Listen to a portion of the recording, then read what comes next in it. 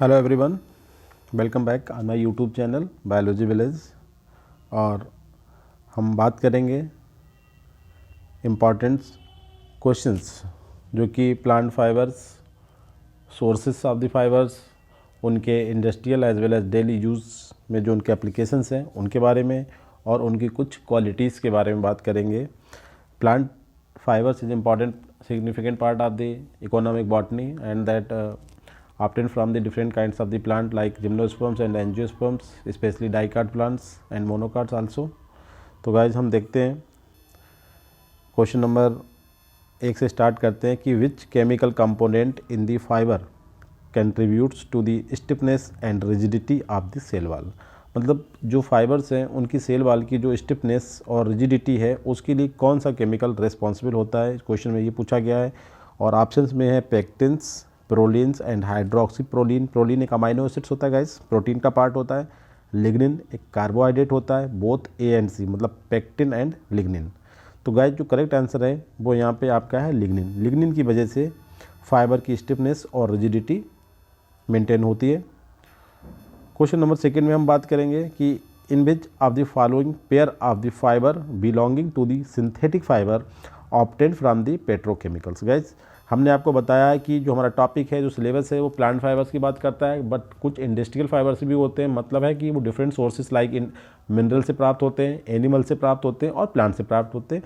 तो यहाँ पे जो बात कर रहा है कि ऐसे फाइबर के ग्रुप को हमें डिनोट करना है जो कि पेट्रोकेमिकल सब्सटेंसेज से प्राप्त होते हैं।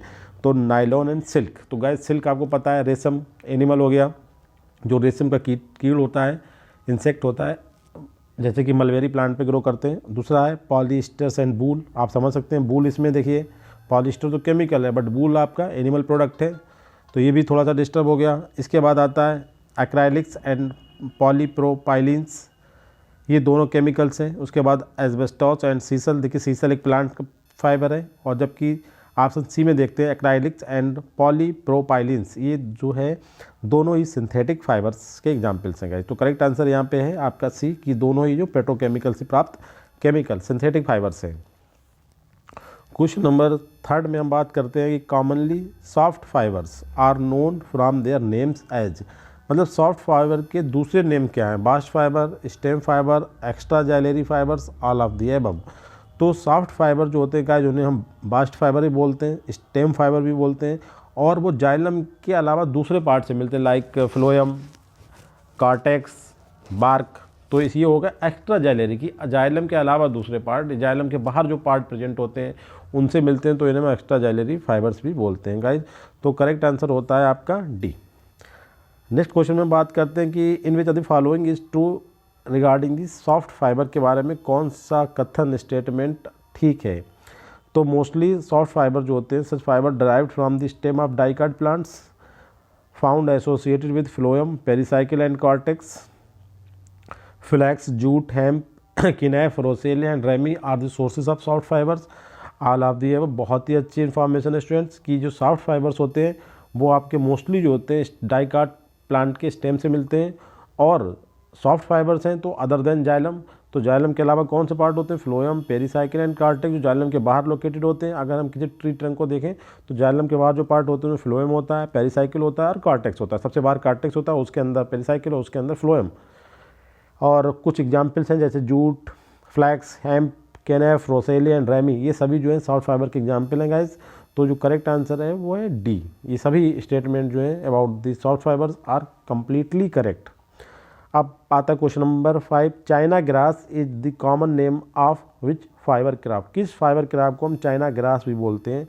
जैसे रेमी फाइबर मिलते हैं बोराविया नेविया को बोलते हैं, रोजेले मिलते हैं हिबिस्कस सबडेरिफा को मिलते हैं, किनेफ हिबिस्कस कैनाविनिस को बोलते हैं, फ्लैक्स लाइनम यूसिटसनिम को बोलते हैं। गाइस जो चाइना ग्रास हम बोलते हैं वो हम बोलते हैं रेमी फाइबर्स का जो प्लांट होता है, जो सबसे लॉन्गेस्ट फाइबर होते हैं in the case of the higher plant that known as बोरामिया नीविया के प्लांट को हम चाइना ग्रास भी बोलते हैं। इसके बाद गाइस क्वेश्चन नंबर 6 पे हम बात करते हैं कि in which of the following is the mismatched pair. Guys बड़ा इंपॉर्टेंट क्वेश्चन है कि इसमें मिसमैच का मतलब क्या है कि एक तरफ प्लांट यील्डिंग प्लांट है, फाइबर यील्डिंग प्लांट है, और दूसरी तरफ उसकी रेस्पेक्टिव फैमिली है। तो इसमें एक ऐसा मैच है जो प्लांट और फैमिली के साथ कॉम्बिनेशन ठीक नहीं है, मतलब गलत मैच है। जूट की फैमिली टिलेसी होती है, बिल्कुल सही है। रोजेली की फैमिली मालवेसी होती है, रेमी की भी आर्टिकेसी होती है और किनैप की फैमिली फेवेसी होती है। तो आपने ऑलरेडी पहले इससे जो मैंने क्वेश्चंस आपको कराए थे उसमें आपने देखा होगा कि जो किनैप की फैमिली है वो फेवेसी नहीं होती, बल्कि इसकी फैमिली कौन सी होती है, मालवेसी होती है। तो ये जो मैच है ये गलत है, ये मालवेसी का मेंबर है, बाकी जूट टिलेसी का है, रोजेले मालवेसी का है और रेमी फाइबर भी आर्टिकेसी फैमिली को बिलोंग करते हैं, बट किनैप जो फाइबर्स होते हैं वो भी मालवेसी को बिलोंग करते हैं। तो ये जो मैच है ये गलत है। क्वेश्चन नंबर 7 में बात करते हैं कि the botanical name of Java jute या डीकन हेम्प। ये देखिए एक इंडियन हेम्प भी होती है, हम यहाँ बात कर रहे हैं डीकन हेम्प या जावा जूट का बॉटनिकल नेम क्या है। तो इसमें आंसर है Hibiscus cannabinus, Cannabis sativus, Linum usitatissimum, Cicer arietinum. Guys ये आपको बताया कि जावा जूट जो होती है एक हिबिस्कस का जीनस है इसका, और हिबिस्कस कैनाबिस को ही हम बोलते हैं डीकन हेम्प या जावा जूट। तो करेक्ट आंसर गाइस यहाँ पे ए।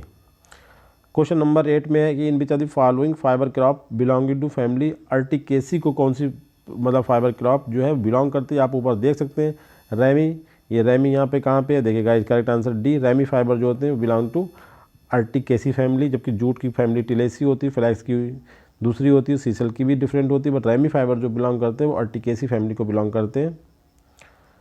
तो गाइस करेक्ट आंसर आपका डी।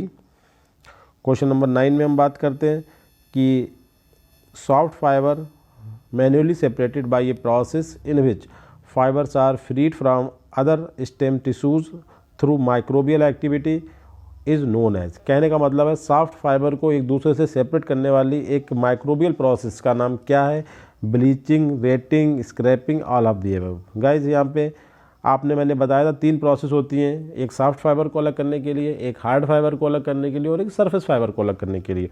यहाँ पे सॉफ्ट फाइबर को अलग करने के लिए प्रोसेस होती है, उसका नाम रेटिंग होता है, और इसे इंपॉर्टेंट ये कि माइक्रोबियल एक्टिविटी के थ्रू होती है, मतलब माइक्रोब्स के थ्रू कराई जाती है। तो वेरी इंपॉर्टेंट फाइबर्स होती है जिसे बोलते हैं रेटिंग सॉफ्ट फाइबर के लिए, और हार्ड फाइबर के लिए करते हैं स्क्रैपिंग, और सरफेस फाइबर के लिए करते हैं गिनिंग। आप ध्यान रखना है इसे। ब्लीचिंग तो कलर प्रोवाइडिंग प्रोसेस होती है गाइस। तो यहाँ पे जो करेक्ट आंसर है वो आपका बी। क्वेश्चन नंबर 10 में कुछ प्लांट्स और उनकी फैमिली की मैचिंग करानी है जो फाइबर यील्डिंग प्लांट्स हैं। Hemp, kenaf and roselle. आप ध्यान रखना किनैप और रोसेले की फैमिली एक ही होना है और होती है। जूट एंड रेमी, रेमी की फैमिली अभी हमने देखी थी अर्टिकेसी होती है, और जूट की फैमिली आपको बहुत ही कॉमन सी फैमिली होती है जिसे बोलते हैं टिलेसी। आप इस देखते हैं करेक्ट आंसर इसमें जो है गाइस आपका ए है, जिसमें हम देख सकते हैं आराम से, कोई दिक्कत नहीं है। हेम की फैमिली सी, कैनाबिनेसी, रेमी की तो हो गई अर्टिकेसी, और नीफ और रोसेले मालवेसी, और जूट की हो गई टिलेसी। वेरी इंपॉर्टेंट क्वेश्चंस, और ऐसे क्वेश्चन बहुत एग्जाम में आते हैं। Question option A correct. Next question 11 में हम बात करते हैं कि हार्ड फाइबर्स। देखिए सॉफ्ट फाइबर डिस्कस करिए। अब hard fibres treated through a process in which fibrovascular bundles are separated by pithy matrix. Pithy matrix का मतलब एक लुगदी होती है जिसमें फाइबर्स इमर्स्ड होते हैं, manually in which they are scattered. मतलब hard fibre are treated through a process in which fibrovascular bundles are separated from pithy matrix manually in which they are scattered. तो अब देखिए हार्ड फाइबर को अलग करने की प्रोसेस का नाम आपको बताना है, केवल सिंपल सा करेक्ट आंसर गाइस यहाँ पे सी हमने बताया था, स्क्रैपिंग। क्वेश्चन नंबर 12 में हम बात करते हैं कि what is not true about the hard fibre. Hard fibre के बारे में कौन सी बात, कौन सा स्टेटमेंट गलत है, यहाँ पे ये डिक्लेयर करना है, नॉट ट्रू की बात कर रहे हैं हम गाइस, ये ध्यान रखना होता है। Separation done manually by mechanical scraping बिल्कुल सही है, इसके थ्रू करते हैं। मच टीडियस प्रोसेस, मतलब बहुत ज़्यादा इसमें मतलब लेबर की ज़रूरत होती है। दूसरा है highly lignified coarser bigger than soft. Hard fibre जो होते हैं टूट जाते हैं इसलिए बीकर होते हैं सॉफ्ट फाइबर से, ये बिल्कुल सही स्टेटमेंट है। इसके बाद सॉल्ट होते हैं lignified walls in seething both xylem and phloem. सही बात है, हार्ड फाइबर जो होते हैं बोथ जाइलम और फ्लोएम टिश्यूज़ को इन सीथिंग मतलब उसके ऊपर एक कवरिंग बनाते हैं। और D retting applied to separation of this fibre. Guys completely wrong statement है, रेटिंग जो होती है वो सॉफ्ट फाइबर के लिए यूज़ करी जाती है, तो ये स्टेटमेंट जो है वो ट्रू नहीं है। अब क्वेश्चन नंबर 12 में हम बात करेंगे सोर्सेस ऑफ सरफेस फाइबर की। हम बात करें सरफेस फाइबर कहाँ कहाँ से प्राप्त किए जा सकते हैं, तो गाइस देखते हैं seed and fruits, stem, leaves, ये सभी जो हैं 4 जगह, फ्रूट, सीड, स्टेम, लीव्स, इनकी सरफेस पाए जाने वाले जो फाइबर्स होते हैं उन्हें सरफेस फाइबर बोलते हैं। और गाइस ये जो है सोर्सेज कहलाते हैं of the surface fibre obtaining. तो सरफेस फाइबर को हम प्राप्त कर सकते हैं सीड से, फ्रूट से, स्टेम से एंड लीव से। तो करेक्ट आंसर गाइस यहाँ पे डी। क्वेश्चन हम 14 में बात करते हैं कि काफ़ी इंपॉर्टेंट क्वेश्चन है कि in which are the following is not a surface fibre. इन जो मेंशन है उनमें कौन सा सरफेस फाइबर नहीं है। देखिए guys, cotton, coir, Manila hemp, ramie. देखिए रैम भी पहले उधर आया, तो रैमी सॉफ्ट फाइबर कैसे हो सकता है गाइस। मनीला हेम्प, क्वायर समझते हैं आप, कॉटन, क्वायर का मतलब ही नारियल वाला होता है, और कॉटन आप समझते हैं सरफेस फाइबर है। मनीला हेम्प आपने अभी नहीं देखा तो इसका प्लांट मैं थ्योरी के लेक्चर में आपको दिखाऊंगा और किस तरीके से इनसे फाइबर ऑप्टेन करते हैं। मनीला हेम्प सरफेस फाइबर्स है। रैमी जो होता है वो एक स्टेम के सॉफ्ट फाइबर्स होते हैं। तो गाइज यहाँ पे जो है ये सरफेस फाइबर नहीं है, तो correct answer guys D, ramie fibres are not a surface fibre. And last question आप इस सेक्शन का देख सकते हैं कि काफ़ी इंपॉर्टेंट क्वेश्चन है, in which are the following is odd one.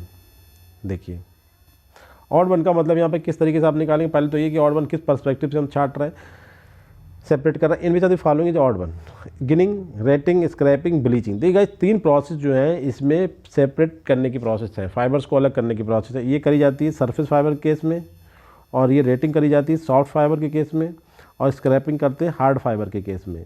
और ब्लीचिंग का मतलब आप समझते हैं ना, कलरिंग प्रोसेस को ब्लीचिंग कहते हैं। तो ये जो है एक अनदर मतलब डिफरेंट प्रोसेस है, जबकि retting, scraping and ginning are the process of the separation of the fibres respectively. ठीक है, ब्लीचिंग इज डिफरेंट वन। तो गाइस करेक्ट आंसर आपका डी। तो so thankful for watching and I hope you really enjoying this session, and also I hope that the complete and whole topic is clear to you very well. And in last I say to all, please do subscribe my channel if you really like this video, and keep sending your valuable comments, suggestion, comments and feedback for my channel. So I really thankful for you. Thank you very much guys.